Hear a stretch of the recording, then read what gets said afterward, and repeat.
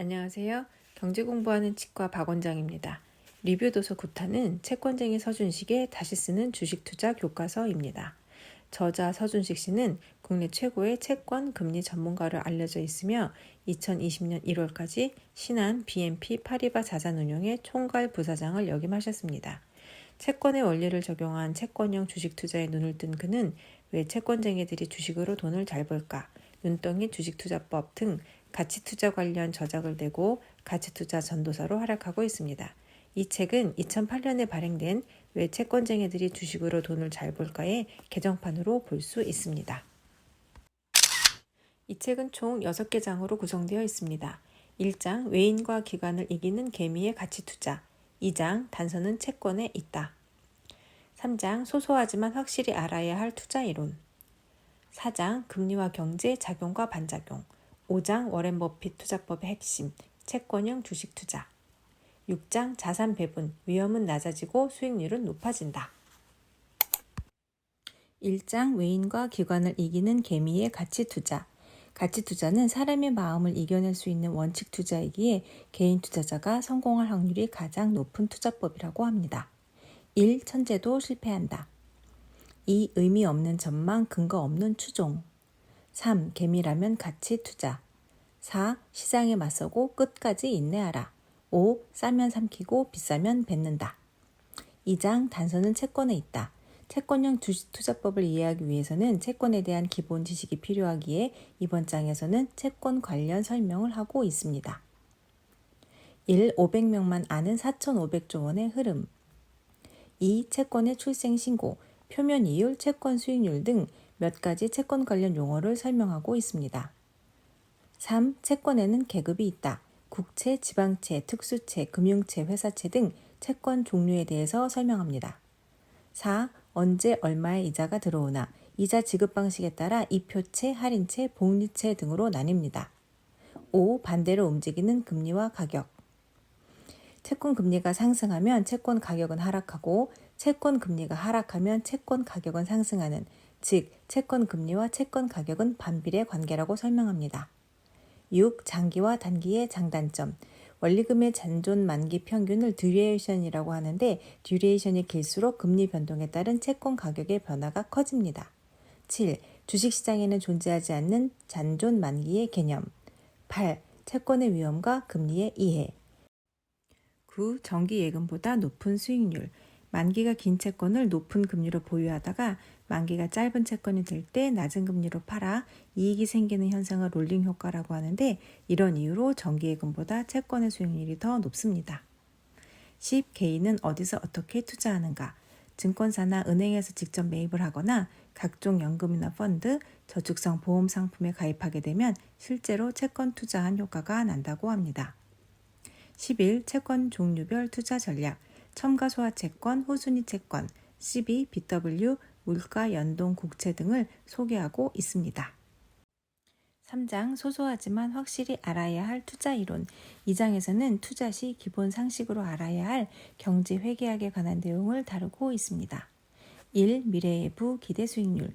주식의 기대 수익률을 구하는 가장 간단한 방법은 그 주식의 PER의 역수를 구하는 것입니다. 2. 주사위로 이해하는 위험. 주식가치 기대 수익률을 벗어날 가능성이 높은 자산은 장기 투자함으로써 위험을 최소화할 수 있다고 합니다. 3. 경제학 교과서 밖의 위험을 이해하자. 위험의 개념을 단기적인 가격 변동성이 아닌 본전 수익률을 장기간 하회할 가능성으로 본다면 예금은 매우 위험한 자산이라고 합니다. 4. 결론은 복리 효과다. 5. 10분만 투자하자. 복리승수 계산법. 얼마의 원금을 X%의 수익률로 Y년간 복리로 투자했을 때 Y년 뒤의 원리금은 원금의 1 플러스 X%의 Y제곱을 곱한 수가 되는데 이를 복리승수라고 합니다. 이 책의 맨 뒤에 수록된 연 복리승수 조균표에서 X%와 Y년에 해당하는 수치를 찾는 것이 복리승수를 구하는 가장 쉬운 방법이라고 합니다. 6. 가속도가 붙는 복리 수익률의 마법. 7. 10억에 산 땅이 30억이 되었어도 손해일 수 있다. 재투자될 수 있는 현금 흐름이 없는 자산은 복리 효과가 사라져서 가격이 오르더라도 다른 투자 대안에 비해서 수익성이 떨어질 수도 있다고 합니다. 8. 상식 수준으로 자산가치 구하기. 기업의 자산가치, 수익가치, 본질가치의 원리를 파악하여 자신만의 가치평가법을 가져야 한다고 이야기하면서 먼저 자산가치는 자산에서 부채를 뺀 값이라고 설명합니다.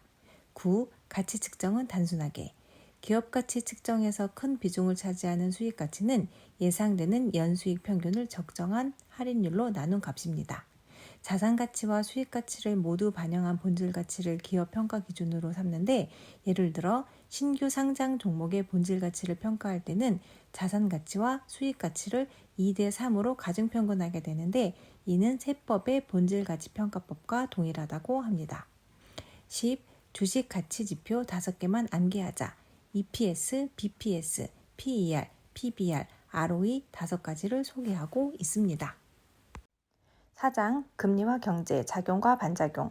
자산가치를 측정하는 저울이자 자금의 이동 흐름을 유도하는 신호등으로서 금리를 이해하는 일은 꼭 필요한 일이라고 합니다.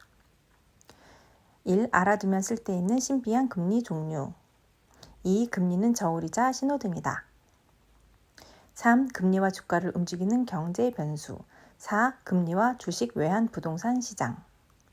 5장 워렌 버핏 투자법의 핵심 채권형 주식 투자. 2장에서는 복리 수익률을 이용한 의사결정 방식을 통해 버핏의 투자 비법에 대해서 알아봅니다.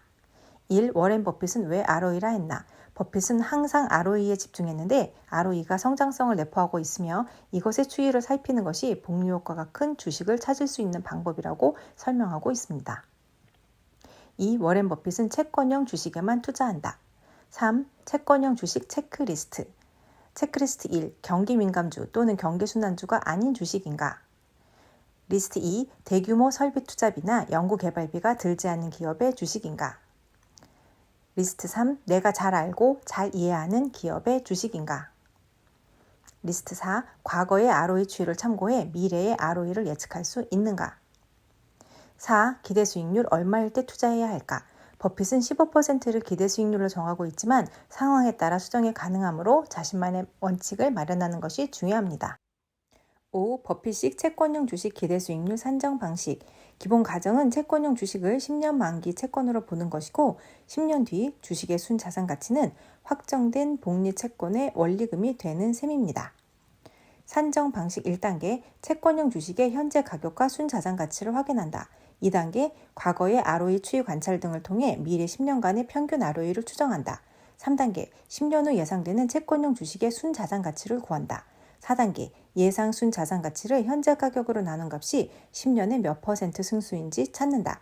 5단계 계산된 채권형 주식의 기대 수익률이 투자자의 목표 기대 수익률보다 높을 경우 채권형 주식에 투자한다. 6. 기대 수익률 산정 방식 예시와 검증. 이 단락에서는 실제 기업의 예를 들어 기대 수익률 구하는 방법을 설명하고 있습니다. 7. 버핏식 매수 가능 주가 산정 방식. 기대 수익률을 구했던 앞의 방식과는 좀 다르게 이번 단락에서는 목표 기대 수익률을 만족시키는 매수 가능 주가를 계산하는 방식을 소개하고 있습니다. 8. 벤자민 그레이엄형 주식 vs 필립 피셔형 주식. 낮은 PBR을 중시했던 그레이엄과 높은 ROE를 중시했던 피셔의 살짝 다른 가치투자법에 대해서 설명하고 있습니다. 9. 언제 매도할 것인가? 6장 자산 배분, 위험은 낮아지고 수익률은 높아진다. 2장에서는 금리를 활용한 자산 배분법에 대해서 설명합니다. 1. 우상과 소금을 함께 팔자. 수익률의 방향이 반대인 것을 상관관계가 마이너스라고 표현하는데 주식, 채권과 같이 상관관계가 마이너스인 자산으로 포트폴리오를 짜야 합니다. 2. 주식과 채권에 함께 투자하라. 3. 진정한 의미의 분산 투자 예시. 4. 자산 배분, 전망하면 실패한다. 5. 똑똑한 부자의 자산 배분 본능. 6. 연방준비제도의 법칙, 일드캡 투자. 일드캡 투자는 채권의 금리와 주식시장의 기대 수익률을 비교해서 갭의 크기에 따라 채권과 주식의 비중을 조절하는 방식 투자법을 말합니다. 7. 주식의 비중을 몇 %로 해야 할까? 금리 수준에 따라 자산 배분하는 원칙을 제안하고 대박을 터뜨리기보다는 크게 실패하지 않는 방식을 선택하자고 조언하고 있습니다. 8. 나의 투자 자산 배분 원칙.